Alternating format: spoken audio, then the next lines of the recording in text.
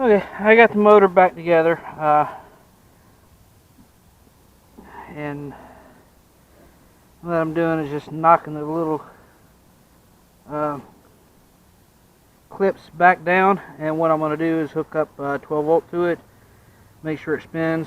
The brushes was fun trying to get them to stay in, because every time I went to put the back plate in, the magnet would suck the thing out and pop it out of the bushing plate. So I got them back in there now, and I'm going to go ahead and knock all these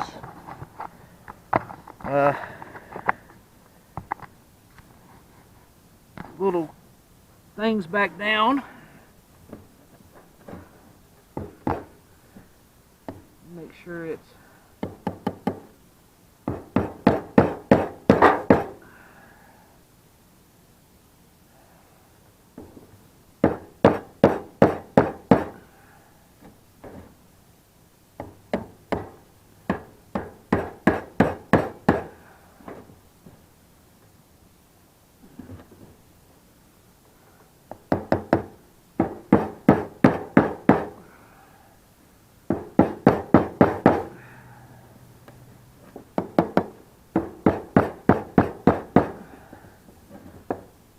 I'm just using the very corner of my hammer and knocking them back down. Okay, I found the wires that I needed. So I put a piece of tape on there so y'all can see the tape there. And let's make sure she spins and it doesn't squeal like it did before. Yep, she's working. Absolutely no squeal at all. And once the brushes get worn in a little bit, the speed will actually pick up. I can already tell a difference already. So now we just put it back together. Now we got everything blown out. Let's put it back together, slide it in, reconnect the wires, and test it out. Well, I have it all back together except for this. Make it a little easier, I gotta hook up a wire here. Got it all back together, everything cleaned out. I got this tube here sanded a little bit. This plate here only had 2 screws holding it, but I drilled a slot for 2 more to keep some vibration out of this. I snugged up the little clip that's on here for the vent to make that a little tighter. And this other block off plate here, I did the same thing here. It was real loose. So got it all back together, and the battery that I have is actually kind of weak, but no more squealing when it starts. I'm probably just going to let this run here for just a few minutes. But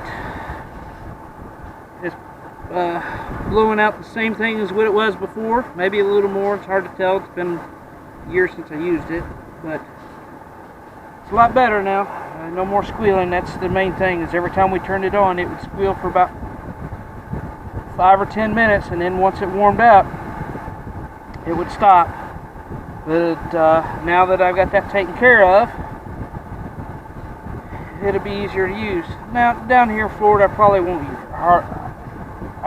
really won't use this.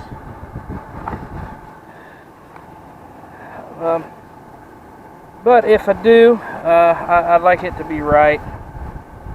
So what I got to do now is go ahead and get it slid back in and fasten back down, the wires hooked back up. And once I get all that done and get it hooked back up, we'll get it turned on and see how it does. I know before, every time this thing would come on, if you didn't use it for a few days, it stank. It's just like that burning dust smell. But I got it all cleaned out. It was actually really clean. But it's easier to do it now instead of when it's cold and then have to deal with it. But let's get this thing here put in, and then I'll get back with y'all. Okay, got the exhaust port back in. I got it straightened back up. Got my polybutylene tape around there. Got it trimmed here on the sides. Got back in. I got it all wired back up. Fastened in. So let's go turn the gas on and make sure we don't have any leaks.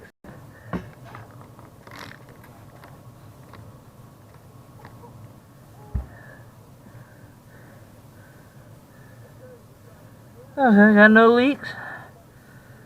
So we'll light the pilot and then we'll try it out here in a minute. The pilot light on this one's fun kind of light.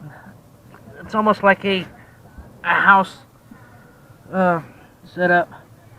You got to turn it on, push it in and hold it, and hit your striker there, and then just a lot of times I'll just fill in here. This says that it has to be on when the pilot light is lit, but it'll light without the fan on it running. So it's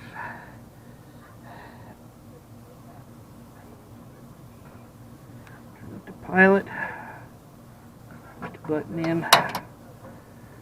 We got air in the lines.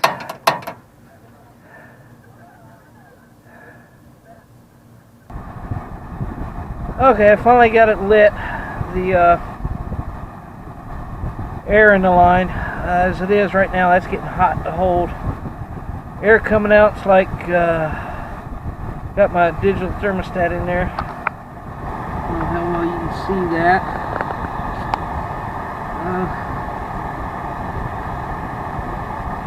225 degrees right now coming out. I mean, that's burning my hand. Of course, that is with this. The thermocouple's right next to the burner tube, so I'll pull it out a little bit and see. Pull it away, and we're like 200 degrees. Absolutely no squeal. Just a real slight odor when I first turned it on, but it's working. Ow! Shit, that's still hot. But it's working now. Okay. As you can tell, it took me a little bit doing that. I kind of took the motor apart, which I didn't plan on doing that. But when I sprayed the lubricant in there, when I was spinning the motor, I could still hear it squeal just a little. So I'll have to go ahead and take the motor apart, and got everything cleaned on it, put back together. It took a little bit to light because the air in the line. You know, I already lit the stove and made sure. But now that we know it's working, there's no squealing. To me, it feels like it's blowing more heat out than it did last year. And it's blowing out, the air feels like it's blowing out a little bit harder now that everything's clean. But that's how to stop a squeaking motor. It may be temporary. It may start squeaking here later, who knows. But at least it's not doing it now. Questions, comments, please like and subscribe. You can also catch me on Facebook. It's facebook.com/RVPrepper, or on my website, which is rvprepper.net. Thanks for watching. I'll catch you on the next video.